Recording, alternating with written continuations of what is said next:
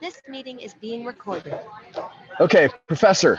It's my birthday. Yeah, I know. Everything. Every once in a while, you should be me, me, me, me. I know some people that are famous do that every single day. I should at least get to do it once a year. So it's my birthday. I just finished running at 10,200 feet at Echo Lake on top of Mount Evans.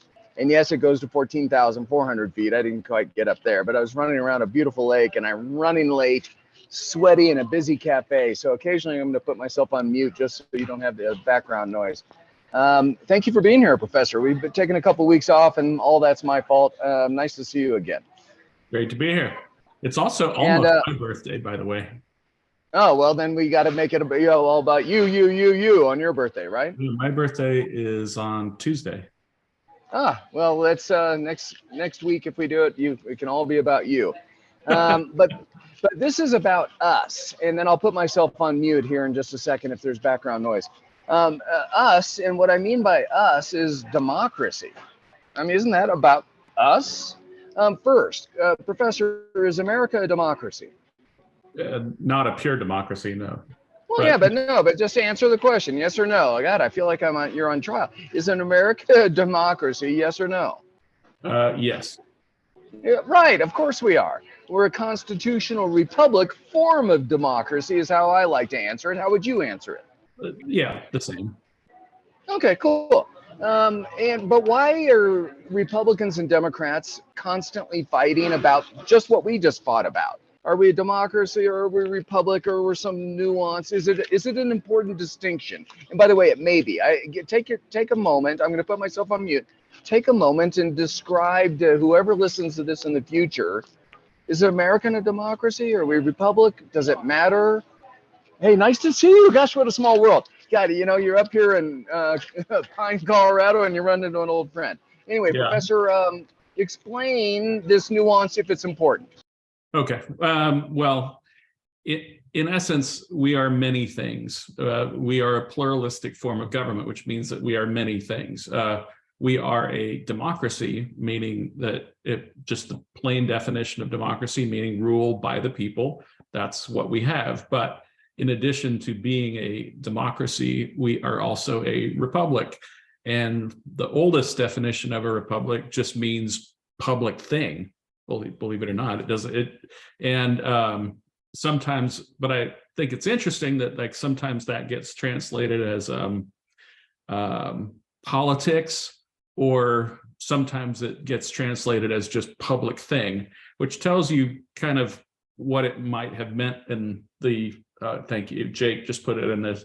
I'm always worried because Jake is like real-time fact checking me, and I'm always worried I'm going to say something wrong, and then Jake's going to pull it up. And but yeah, but how our founders described it was essentially to always keep reminding people that we were many things, and how each one of these things that played into this system, how it was important to remember all the different parts.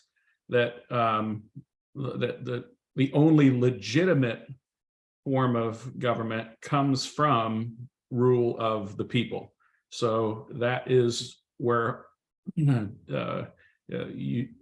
if you don't have some form of representation where the people are represented in the government, it's not a legitimate form of government. But also, you can't say that you have a rule of the people if you do not protect the rights of people. And a purely majoritarianism, right, as opposed to democracy, like majoritarianism, just meaning the majority gets to do whatever they want, that is antithetical to rule of the people, because you can't have and this is why I like how the res publica is sometimes translated as politics. You can't have politics. You can't have the peaceful negotiation of the rights of individuals without respecting individual rights. So that's why it's kind of important to remember all the distinctions that the founders made about these different words. Okay, so I don't even know where to start, because you did make sense, but even for someone semi-educated like I am, it didn't make perfect sense to me. Let me Can the break it- people can the people demand or vote for a dictatorship? That's what the people want. So can they vote for that, and then therefore we don't care about the minority anymore? I mean, is that possible? Could that be a legitimate dialogue and debate? No, and that's kind of the point, which is a democracy or a republic is something that must respect the minority rights. And you can't simply vote to, get rid of all your rights and still claim that you're living in a democracy. Okay, so yes, okay, Professor. Then I got to interrupt you now because that does resonate with me. But I'm not sure a majority of the American citizens understand that point, or maybe even a supermajority of American citizens don't understand that point. I believe, from just being fairly well read in current topics, that most people, left and right, I know you don't like those terms. How about conservative and liberal, or more federal government or less federal government, more states' rights or more all those different nuances.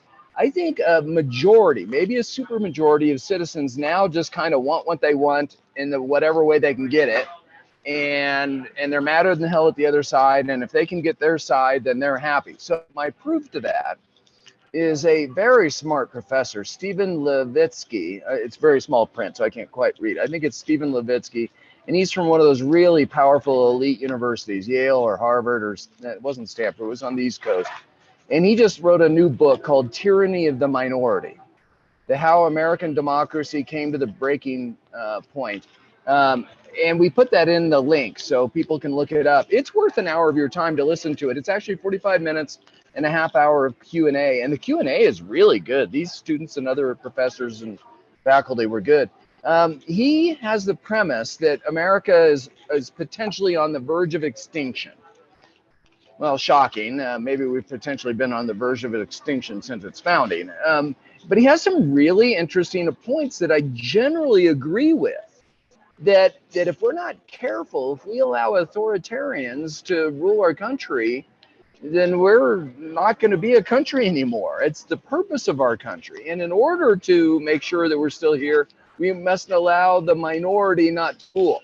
Now, it's so interesting. I like his premise. And I disagree with all his solutions to the to the problem. And so it's a classic liberal, him, versus conservative, me. I agree. We have an issue that we need to be aware of. But his solution is to change the electoral college, for example, because that's just not true. It's just unfair that the popular vote can't win the presidency. We got to change that. Well, so talk to us in current terms, because these are issues that American citizens do debate, and I'm not sure labels count anymore. I'm not sure Republicans or Democrats are any better on either one of these. I think we're all evolving around trying to figure out what's going on. Give us a perspective on democracy right now. Are we in trouble? This guy wrote a book. This professor wrote a book. We're in trouble. And he says liberals have to reach out to conservatives and respect conservatives on a bunch of issues. Otherwise, they're not going to be dominant and we could lose our country. That's his basic premise of the book. Talk to us, Professor. Sure. Well, again, I'm taking your characterization. I haven't read the book and I haven't listened to the talk yet, but I do have some thoughts. First, I would say that we're always talking about the old issues and new issues, and the issues are always the same. The human brain hasn't changed. So don't exclude the founders or think that they didn't already think through most of these issues, with a handful of exceptions.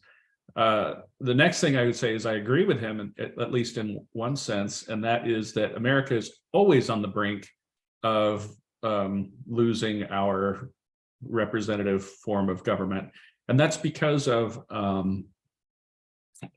as Lincoln understood the founders, essentially we have to have two things in order for our government to work. We have to have and we've talked about the apple of gold and the frame of silver many times on many past episodes, and that's still the answer, right? Everybody wishes that there was some other answer, but there is no other answer, and it's simply this: you have to have the ideals and the culture, and then you have to have the system.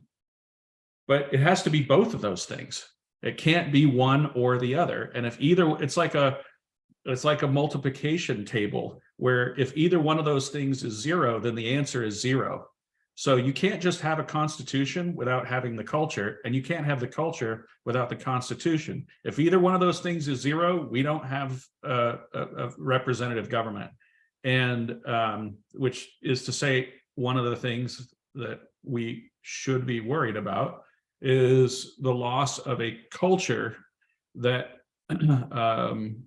that really teaches I guess a couple of really fundamental things about the founding. And number one would be to remind people that hang on, Professor. We got our crazy producer from Greece is trying to interrupt us. Let me figure out how to mute that guy.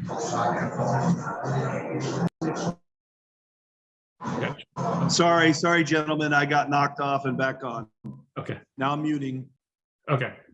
So I guess there was one really important fundamental issue that we need to teach children, and that is something from Federalist One, that our system of government is not designed to turn desires into action.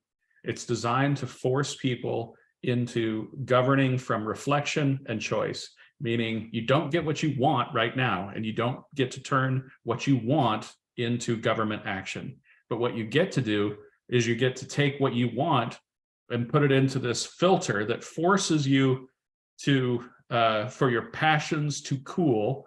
And then you have to make your argument against others and convince others that you're right.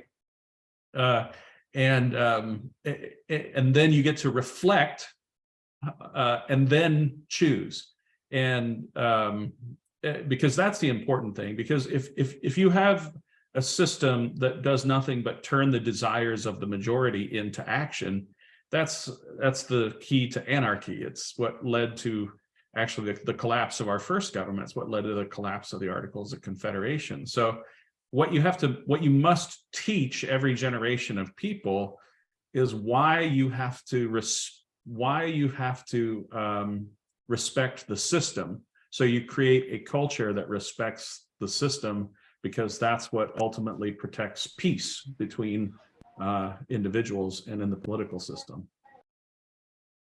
So, Professor, I had a friend listen to that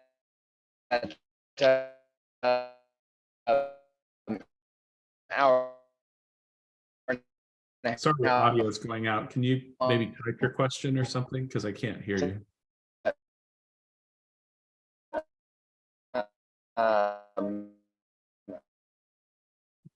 Anybody? A presentation by the professor around the university. I can't hear you. I didn't hear anything you just said. So I hopefully you can hear me, and you can maybe type your question and I can answer it. Me? Yeah, I can't hear any of John's audio. Can you hear me? I can't. Can you hear me now? A little bit. John, you're really breaking up a lot. We really can't. Can you hear me now, Professor? Yeah. Well, but now I can't.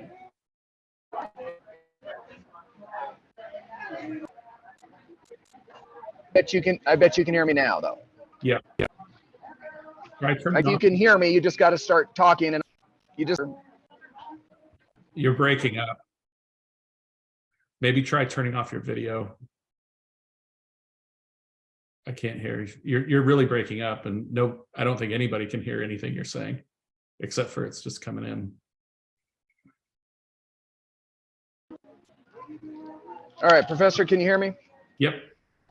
All right. Well, sorry about that. Well, if it happens again, just start talking about something related to democracy. Okay.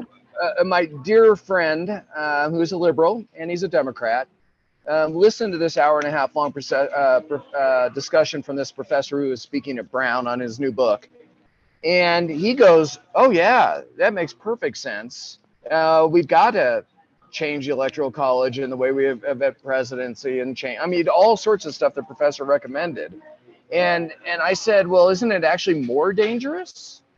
I mean, if all of a sudden I'm pro-choice, but maybe we're all pro-choice or pro-life at the federal government. I'm pro-gun, but maybe we're all anti-gun or pro-gun, or I'm generally pro-gay, but maybe we're pro-gay or anti-gay at the federal government. Do we really want that power to all be vested at a federal level? Or isn't it nice to have this pressure balance between states and the federal? And yes, admittedly, it's hard to move if you really hate your state government over whatever issue it is. Yeah, you have to move states. Yikes. I mean, that's a pain, but isn't it better than trying to move countries? I mean, isn't it give more freedom by having the way the founders developed this system? And that was kind of like a weird, I'm not saying I convinced him, but it was like new information to him. So I appreciate that you agree, or that you suggest we read Federalist One. What percentage of Americans have read Federalist One? What percentage of Americans? What? 0.0, add like 10 zeros after a decimal. Yeah, no one has read it. Right. Yeah, no one. So is there a layman's version of that people do get an understanding of? I mean, we all learned 3 branches of government and 3 levels of government. I assume we all learned that as a sophomore in high school or something. And maybe we don't really get it, but there's some resonance to that, right? 3 branches, 3 levels, yes or no? I guess, but it's like saying, you watched a driver's training video on YouTube, and then you assume that like you've been exposed to how to drive an F1 car or something. Yeah. It's not something that I mean, you can pass a multiple choice. Somebody can give you the answer to a multiple choice question, and then you can repeat it 30 seconds after you hear it, but I wouldn't say that you understand it. Well, okay, you haven't answered it yet, but let me try to sieve it out of you. We've talked a little bit about the educational system in the past, and how we're just not doing it right in primary school and high school and college. We're just not teaching people about how society works. Yep. And that has ramifications over the last maybe 50 years, especially, right? Lowest history and civics test scores, I think, in the last 30 years. Yeah. And so that's one solution, is that we really just have to value civics again, and understanding how people interact with their community and community interacts with their government or society in large. Well, let me switch gears slightly. Another dear friend, you've met him before in one of our presentations, posted this, and I said, "Hey, we just got to debate this." And he goes, "Okay, we will." It's a meme, and I've seen it a couple times from my liberal friends, but this is, maybe you've seen it too. The weirdest thing about the United States is that more than 200 years ago, a bunch of enslavers came up with an electoral system that routinely misfires and puts the losing candidate in the White House. And we're expected to treat their work as if it were divinely inspired. That's a direct blow to yours and my conversations over the last 55 conversations. I mean, over 2 years, we've been talking about this, and they don't care. There's a whole segment of probably 40 to 55% of the country that would kind of have they'd kind of look at that and go, yeah, the founders were enslavers, so let's discount what they did. Do you kind of agree that a huge segment of society might look at that and go, yeah, good point. Let's reinvent our system. Yeah, I'm sure they do, because if you don't know anything, you will always respond and react based on how you feel at any given moment, and your identity will kick in, and you'll just reflexively answer the question and agree based on. And so are you a pessimist or an optimist right now? This professor, going back to, I'm sorry to just like shoot a bunch of shotgun stuff at you, said that like the percentage of Americans that are willing to use violence to accomplish their political means, and it's higher in the Republican Party than it is in the Democratic Party, is pretty high. It was like 40% or something. Said we might have to use violence to use. And so his eyebrows are raised. Hey, flashing red lights, slow down, society. We got to be careful. We could become a autocracy any chance if we keep going down this path and we just don't start unwinding it. Do you have that same pessimism or concern? I do, but not necessarily over that kind of an issue, because with that stuff, I always want to see the survey itself and see how the question was asked, because sometimes on those surveys, and I'm not saying that Right. some survey, but sometimes when you look at those, they're phrased like, would violence ever be necessary to, and you think, well, of course, at some point, that like the Revolutionary War did happen and it was justified. So you can't say never. And so that kind of a question doesn't trouble me as much as many other things. The thing that I worry about more than anything else is really how the regulatory state has incentivized, the regulatory state has made it harder for people to get ahead, because all of the complexity of our current system acts as a subsidy for people with existing wealth to perpetuate their own wealth. And I find it, the thing that I wish I could unwind or undo or something is try to teach, because usually it's the very people who claim that they care about the underclass who say that the way to solve this problem is through regulation. And what ends up happening is we keep getting more and more regulation, which leads to more and more stagnation between, however you define classes in America. Income quintiles is a kind of how a lot of economists do it. And that's what I'm more worried about than anything else, is that how few people are moving out of their income quintiles. To me, that indicates both a cultural and a structural problem, that we had way too many incentives built into our system to essentially replicate the experiences of our parents and not rise and fall on our own merits. And that is real, and it's a terrible trend, and it's one that has been in place for almost 100 years. And if it weren't for immigration, the American dream would practically be dead. Immigrants tend to be the people who are keeping the culture of the American dream alive, as well as the reality of the American dream alive. And I'm just, as generally speaking, but if it weren't for immigrants, our society would be indicating things that are actually much worse. And your point on immigrants is because they just start being entrepreneurs and not as much awareness of the law, whether they're breaking it or not. They just actually start a business and do it. And yeah. Is that your point on immigrants? Is that the difference? First is that they understand the American system because they are coming from someplace else and moving to it. So they understand what to value. And not for nothing, they also pass a pretty good civics test. So I guess strong. Interesting. So when you immigrate to this country, you already have, it's already in your heart, the culture that says, oh, I know the comparison between where I came from and where I'm going. And you learn at the time of your immigration, this is the system that produced this. And so when they move here, they've got both the culture and the system that they believe in. And they also tend to not get immediately hooked into the complex systems of any particular class.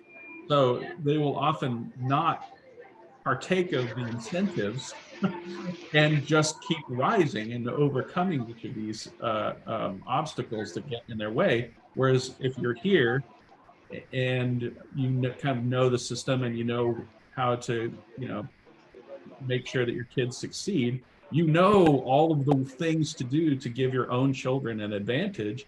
And but you perceive what you would call your advantage as being, how do I make sure that my kids can replicate my life? And so you end up incentivizing the behavior of the next generation. So does that make sense in terms of the comparison between immigrants and native? But it bears itself out. On immigrants, you got me. It seemed like you made the counter argument on historic people or people that have been part of the dominant culture. That didn't quite resonate with me. Okay, so as for the people of the past and whether we should listen to them, I guess I'm open to reforms that are sort of in the spirit of the founding. Sometimes people will note that our House of Representatives is really small. We only have 430, and thus it has become less representative because each rep is, covering such a large number of people. So one thing I'm at least interested in hearing out would be expanding the House of Representatives. Who's to say we shouldn't have 500, 600, or 700 representatives? I'm open to, if you think that your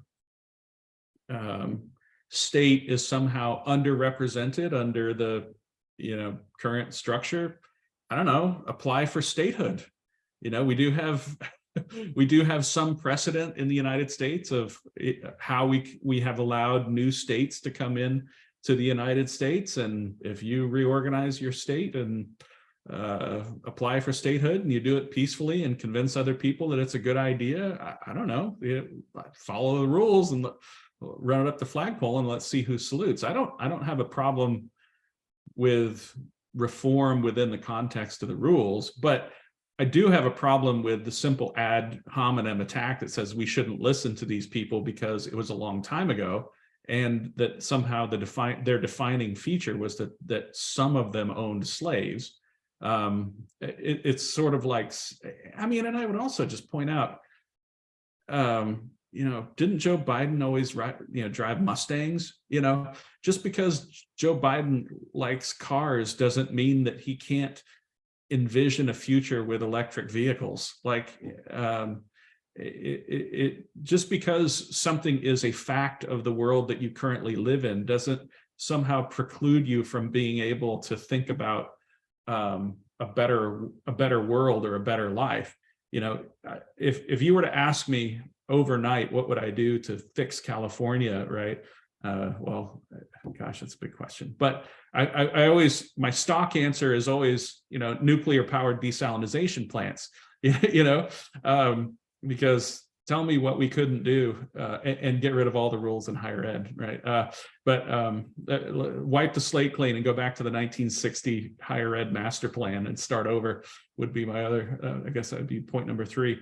But in each of these cases,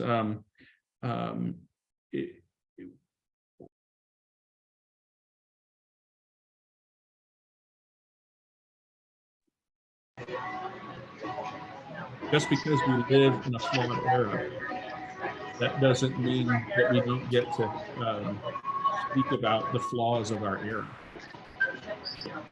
So, Professor, you had a bunch of stuff in there. So awesome. Thank you. Let me hone in on one. America was founded over 200 years ago, 280 or something, but other countries kind of followed our Constitution, and all of them have gotten rid of versions of the Electoral College. So if they had versions of it, they've gotten rid of it. It was too cumbersome for them to be a national power.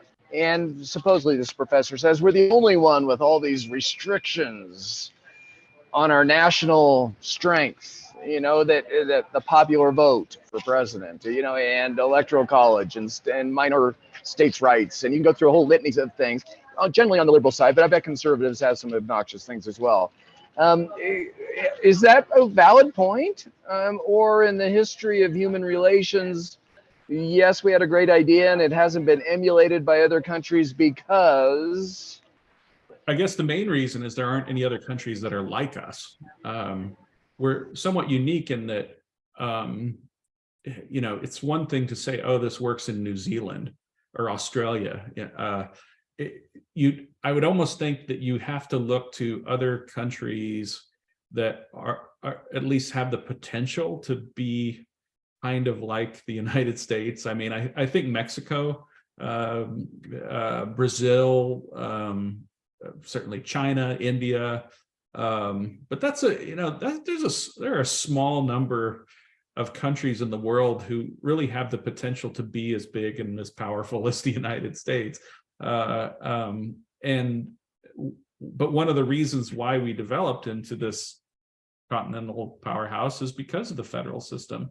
So I think it's absolutely fine and dandy for other countries to experiment with other forms of representative government. I think it's wonderful, but the comparisons, people try to compare like Denmark to the United States. And I always say, well, you should compare Denmark to, Marin County, Right.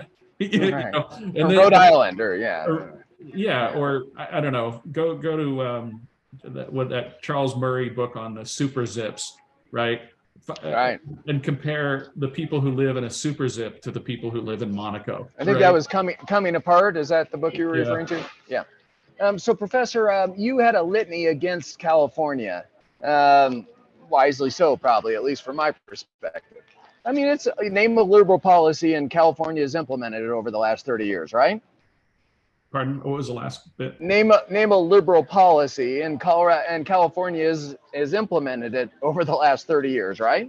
Yeah, I mean, they try to outdo each other with their radicalism. I mean, every liberal policy has been tried in California, probably, right? Worldwide, name a liberal policy, and California has probably either tried it or implemented it, right? Well, the only, I would say there is one exception, which is affirmative action. Because we do have initiative, referendum, and recall in California. And it is funny because every time the state tries to implement affirmative action, the voters get it on the ballot and reject it. So essentially, we're in a situation now where the state legislature tries to do things to implement affirmative action in all but name, but that has been rejected by the voters of California over and over again.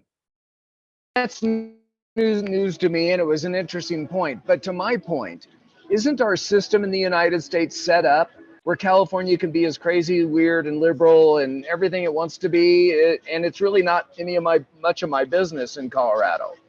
Or some southern state can do some pretty crazy, weird, conservative stuff, and really it's not much of my business or your business from California or Colorado. Isn't that kind of our system? Well, it is, except for the federal government can step in to protect your negative liberties when the states aren't protecting your rights. So there are limits beyond which the states can't go. And you're talking like voting rights, and you're talking about the, 14th and 15th, and some pretty significant amendments, right? Yeah, well, I would say that's what made it explicit, but I would always argue that they shouldn't have been necessary for the proper. Yeah, back to the Declaration of Independence. Right. So you remain, if you were to either read this book by this competing professor, a colleague of yours, or listen to his hour-and-a-half presentation of his book, or both, do you think there'd be much in common ground? I mean, I hope you do, because maybe we'll do another show on it. I seriously think it's an important book that probably every American should read, because it might help them understand our system a little more. Happen to disagree with, I think, every single one of his solutions, but I still thought it was important. If you read this, and you might or might not, but if you were to read, what's your guess? Are you just steadfast in your core values based off the books you like, or is there something to learn from your opponents? Oh, I run into this all the time. I'm reading this really great book by a historian named Melvin Leffler, and I disagree with his interpretation, but as long as somebody's a real historian and working from actual documents, I can read this book by Melvin Leffler, who's a great historian, but he's a left-leaning guy, and I just say, well, he's arranging these facts, and they're all true, and they all check out, and they're all in the right context. And where you end up disagreeing with him is how he arranges them, and then the sort of so what kind of question or lessons learned type stuff. But I'm sure that if this guy is a real historian, and it sounds like he is, I'm sure that, of course, I would gain something from reading it, and I would probably agree that the facts that are in the book are probably correct. Okay, give a let me. You're the historian that we try to feature regularly, obviously, in this Tootle Talks. Go way back now, and then we'll open it up to questions from everybody. We have something to learn from Greece. I think Tony's still with us. I think Rick's overseas too. We have something to learn from Greece. We have something to learn from the Roman Republic. We have something to learn from the Magna Carta. Or no, U.S. founding was pretty remarkable with nods to those and others. Give us a little bit of historical precedence, and a shout out to America if you wish, and then we'll open it up to questions. Well, I think learning about, I mean, I kind of think that the way we used to study history in the United States and the way that it evolved was pretty darn good, because we had, if anything, compared to other countries, more of an emphasis on studying other countries. There are very few history department. And again, I'm going to say, if 25 or 30 years ago, or let's say 20 years ago, I could go into a classroom and my students would try to make some sort of point about how self-centered Americans are, and I'd say, okay, I'm going to spin this globe. I used to have a globe, and I'm going to say stop, and I'm going to look at the history department at whatever country my finger lands on, and we're going to find out if what history classes their flagship university teaches, and then I said, okay, let's look at the United States, and let's pick whatever state school you want to find. Let's look at their history department, and what you'll find is that the history department would be like 40% U.S. historians and about 60% non-U.S. historians. And if anything, our history departments used to much more broadly reflect a study of the rest of the world than almost any place else in the world. Most places, when they teach history, they teach just their own. So that I think we used to have it about right in terms of history education. What was the second part of your question? Oh, how much do we need to know? I think we need to know all of it. I mean, every time I pick up a different history book, I think, I can't believe I didn't know that. I'm a changed person with every page. So because one of those things is you constantly need to keep putting yourself and your own history into context. And we've talked in the past about those questions that Thomas Sowell always says to ask, compared to what, at what cost, and where's your evidence, But one of the things that the United States needs to constantly do is to say to itself, like, compared to what, right? We don't compare democracy in Australia in the year 2007 to the United States or democracy in Mississippi in 1807, right? Like that's a stupid comparison, you wouldn't say, oh, look at how much morally superior Australians are because in 2007 they protected human rights in the way that America. That's not a condemnation of the American system. You say, okay, well, in 1807, where were we? And the other thing is to the compared to what always should redound back to demonstrating that our system doesn't prevent human beings from being evil. It just limits how much evil they can unleash upon the world. It's not that we're, the American human brain is no different than the human brain of any other person on earth, right? We're no more or less evil, in terms of how our brains function than anybody else. But you take the kind of evil that results in Nazism or the Holocaust, and you drop it into the United States, and you say, well, yeah, we had fascists and we had Nazis in the United States. But what happened was that the amount of evil they could do was limited. That's what our system does. It doesn't prevent human beings from trying to be evil. No system can do that. I'm sure you've heard the expression, you can lead a horse to water, but you can't force it to drink. You can create the conditions and the preconditions for living a free and good life, but ultimately the person must still be the one who lives a free and good life. But it has to be both. It has to be culture and system. So, Professor, I thought that was going to be the last question, but I do want to kind of wrap this one book up together in a final question. You know, I haven't been shy on former President Trump, right? I think you read my op-ed in the Denver Post, suggesting what we as citizens need to do versus what possible federal attorneys or juries do in the future. That's really, yeah, we can follow it, but it's what role do we have in it? I'm more of a cultural person, I guess, than unless I'm selected on the juror, I can't do anything about it. But it was a pretty historic day, I guess, with a federal indictment yesterday of former president on one case. There may be more coming in the future, who knows? That's what the book's about, the tyranny of the minority. And this professor is so concerned about former President Trump and those that support him that he says we need massive changes to make sure that that never happens. And I have that same concern. I just think the remedies are actually probably worse than the cause. What he sees as flaws in our system, I see as features. And so I think we're probably saying the same thing, because I think even with the January 6th thing, actually our system would hold. Even if the legislatures, Congress, would have been held hostage, or even if they would have sent it back to the states, each one of those state legislatures would have had to face their own voters saying, you're going to overturn our popular vote?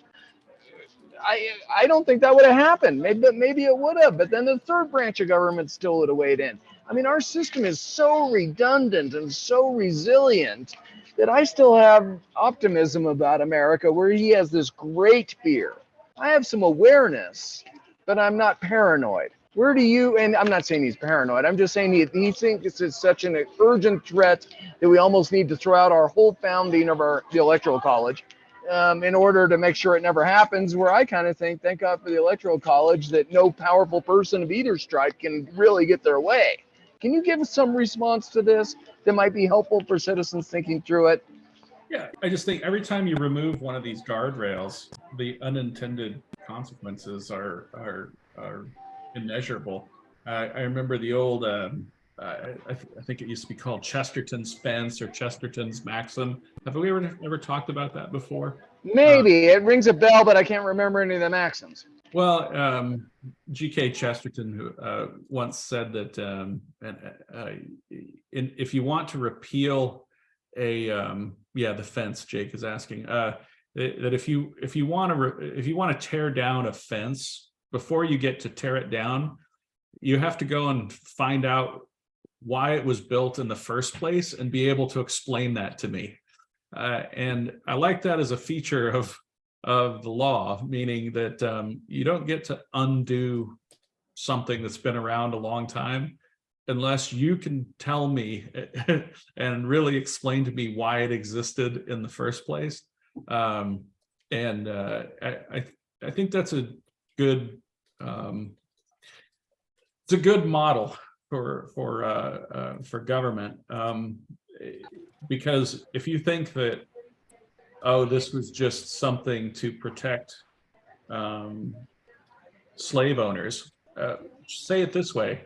This is something to, Jake just posted the actual Chesterton's maxims. Let me read this out loud, because there exists in such a case a certain institution or law, let us say, for the sake of simplicity, a fence or a gate erected across a road. The more modern type of reformer goes gaily up to it and says, I don't see the use of this, let us clear it away. To which the more intelligent type or reformer will do well to answer. If you don't see the use of it, I certainly won't let you clear it away. Go away and think. And when you come back and tell me that you do see the use of it, I may allow you to destroy it. So he did a better job of explaining himself than I did. But that's the way government should work. Again, if you understand that our system is designed to create reflection and choice in order to prevent a government based on accident and force, you're halfway there. Or to put it another way, when when people would say, when Obama was in office, I want to give Obama the power to, wave his magic wand and, change immigration laws in the United States. And you say, are you sure you want to give that magic wand to Donald Trump? And then all the people who then had a problem with Donald Trump using his magic wand, and all of the defenders of Trump when he used his magic wand, I would say, are you sure you want to give that magic wand to Joe Biden?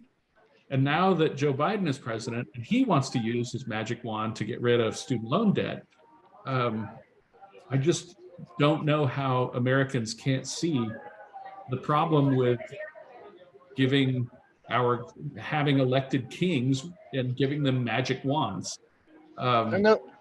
And those specifics were DACA in President Obama, and then the wall in President Trump, and then you mentioned what Biden did with student loan. And all three clearly aren't constitutional, or they at least should be legislative made, and we shouldn't allow the executive to unilaterally decide to do that on policy on behalf of 330 million Americans, right? So you and I as conservatives agree to it, but it seems like everybody across just whatever, they want their way now. And thank God we have a system that limits them, i.e. Chesterton, right? Yeah, but again, it always gets back to like what we want is different than what we know that we need. I mean, what I want is to eat ice cream. What I need is to be healthy with how I eat. Get people to understand that government is not about translating desires into action. Well, it could be at the local level or state level, right? Absent one of those fundamental things, but give government at the local, especially at the lowest local level. If you're talking about your own house, that's where you can turn your desires into action, right? You want to plant a tree in your front yard, plant it. As long as it doesn't, interfere with your neighbor, go sick, right? You want to decorate your home, right? Turn your desires into action. But it's only when you start involving other people that you don't get to turn your desires into action, because you don't get to turn your desires into changing my life. Yeah. All right. I wish I would have been more articulate today, but you did a nice job, Professor. We have just a few minutes left. So Jake, Ben, Rick, Bart, jump in with a question of any topic you would like regarding democracy. Rick, you typed it out, but do you want to do it verbally or just have us go off the typing? He's looking for his mic. There you go. Ask it verbally, Rick. So just maybe a little bit of background. I've got more of an economic finance background than political and cultural. And I tend to look at GDP growth and per capita purchasing power as proxies for how well our nation is working. And there was an article in the April 13th Economist this year that documented what we've been talking about. 4/5 of Americans believe that children are going to be worse off. And yet, by many quantitative measures, and I just listed a few, the US has been leaving our peers in the dust. That we're the richest, we're the most innovative, and we keep getting better. And they also have some metrics comparing growth in patents. There's other articles of defense spending compared to Russia or China. I mean, there's just no comparison. And whether it's the economy or our politics, most people or many people would say things are broken and need fixing. So is it we are just that blind and that engaged in navel gazing, or is it we just always expect the best And as we fall short, we challenge and chastise ourselves for not what we've done, but what our potential is. So I'm just going to leave it at that and see what sort of response you two might have. What's your thought? Yeah, I think that those are both interesting data points, things like GDP and purchasing power. And I think it's important to note that, wealth creation is still happening, but I do have some concerns within that. And, but before I get to those concerns, I guess I'd also say, we have to also be aware that we have a negative bias in how we process information. So we do tend to focus on the negative and on problems rather than look at what is good. But let me say there are a couple of problems that I have with looking at things like GDP and purchasing power. Number one, those are both things that take the whole country into account, and I would say within those numbers, things that I find a little bit troubling is the amount of wealth transfer that's going on generationally, in that we have a system now that is transferring wealth from young to old and saddling young with the debt of this wealth transfer from young to old. And which also is goosing probably our GDP numbers, because what would our GDP look like if it wasn't financed by debt? And in other words, when we have a debt level that is, 128% of GDP, that GDP growth seems a little fake to me. So, or at least I'm a little concerned, right? And at the same time, what does it look like when we're just pouring money into people? I guess I'm about to benefit from this, and John is probably about to benefit from this wealth transfer. Our debt is Social Security, Medicare, and Medicaid. I heard the former president of the Dallas Federal Reserve comment on this, and he said short term, our debt is too large, and we need to take a look at it. Longer term, he said, our revenues really go up with growth of GDP. Mm-hmm. Changing tax rates in the short term may temporarily level set it. But long term is GDP growth that influences how much taxes the US brings in, more than anything else. The biggest factor influencing our expenses is growth of Medicare, which is running closer to 7%. And unless you can't tax our way out of this problem. Right. And unless we come up with a solution to slow the growth of Medicare, things are going to get worse. And I kind of like the way he framed it in a very tight, crystal-like way of saying there's a lot of distractions going on that really don't get at the core. So anyhow, that would be my thought in terms of where we are with the with our GDP and our deficit at this point. And Professor, tie that directly to democracy and how it relates to other countries, because clearly Medicare and Medicaid, both of those are health, and that we all seem to be demanding more of it for free. Well, talk to it about in the form of democracy. Well, it is I guess it is in terms of comparison with other countries, I guess one thing's worth pointing out is that in some ways, the medical innovation that goes on in this country subsidizes the medical systems of every other country on earth. So that, drug companies can make money in the United States and then negotiate different deals with every other country on earth. And then, other countries that don't respect our patents will simply, copy whatever it is we do. So there's that. In terms of democracy, I'd say the reason we probably are experiencing this is because of who votes, who doesn't vote, and how much we have expanded the franchise. So it's perfectly natural that people will vote to give themselves money and take money away from other people. And if we have a system where there's nothing that stops that from taking place, it's we're like the person who says they want to diet but eats Rocky Road ice cream every night. As long as no one is ever held accountable for pushing the problem down the road. Professor, do you have some concerns regarding democracy and the wealth inequity between the percentage of the truly poor versus the minor percentage of the really rich? Does that bother you, or is that actually is that a feature or a bug? Well, I would just say that's the wrong metric. I don't, because zero is always zero. I'm always, because it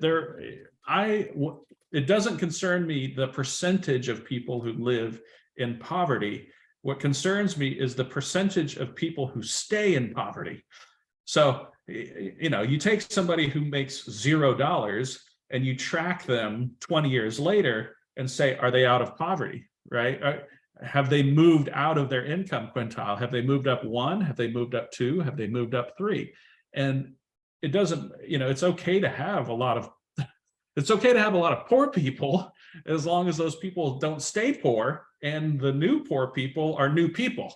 But we have a problem if the poor people are the same poor people and everybody is just staying the same. Does that make sense? Professor, we're not, yeah, it does. It's a great point. Neither of us are economists, but at least all my liberal friends say it is without a doubt, John, there is a greater percentage of poor people and lower middle income people in the last 50 years than any time in the last 50 years. This is a really bad time, and it's good to be super rich. And I don't know, I'm not an economist. I haven't looked at that data, but it kind of resonates with me. I know a lot of super rich people, and it does seem like I know a lot of people that are really struggling too. It's often because people will do a bait and switch with this little piece of economic data. So I'll give you a little weapon to use when somebody tries to make one of these two arguments, which is if they want to make it look like the war on poverty worked, that when they give you anti-poverty data, they will include what are called income transfers with that data and say, look, the number of people who used to be poor aren't poor anymore, but it's essentially because they are receiving all of these benefits from the government, right? But when people want it to look like poverty is really bad, they will not use income transfer data in the story. And so if you don't know to ask that single question, I would say always doubt the reporter who is giving you the story if they don't include whether or not they're talking about income transfers or not, because that's really worthy of pondering. Thank you. Yeah, that's worthy of pondering. Rick, I assume those answers are good enough for you today? Yeah. Yeah, it's good enough for today. I think it's a longer conversation, but it is a longer conversation, but good enough for today. Thank you. Yeah, I got you. Yeah. Thank you. Ben, Jake, Bart, anything else we need to talk about today? We've gone way over, and it's because of my frankly birthday and my good mountain run and hanging out in a mountain coffee shop. So I do urge you all to go to a Coffee and Bean in Pine, Colorado. I've driven by it for decades, but it's a really nice locally owned place with terrific burritos and great coffee. Sorry for the advertisement. They're not paying for that. Bart, Ben, or Jake, any last calls on today's conversation? Jake. Okay. So we talked. Jake. John. Anybody want to jump in? Jake. I'm calling on Jake. Jake, just start talking. Okay. So Tootle, we talked about, and this seems to be a common theme of the podcast, that American civic knowledge is collapsing, and we have people that are kind of beholden to the mob, going back to the Federalist Papers and what James Madison talks about in Federalist 10, the requirements of a faction.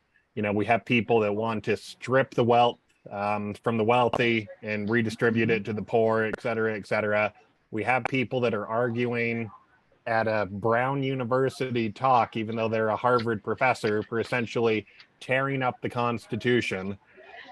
What is a way that we can, and you know, I'm a social studies teacher, you know this, you taught me. And what is a way that we can help instill civic virtue in the populace so that these problems of people wanting to do away with the Constitution go away? Well, go away. They're not going to go away. The bad news is that will never go away, because it I don't even think of it in terms of like some sort of a moral failing. Everybody thinks like, oh, you know, I'm talking about how poor people want to suck the system dry. Well, it's no, you know, every income quintile has their own set of economic incentives that they're taking advantage of. And in dollar amounts, the middle class and really upper middle class are the ones who in many ways take the most advantage. Are you just talking through the home ownership with middle class? Yeah, not just home ownership, but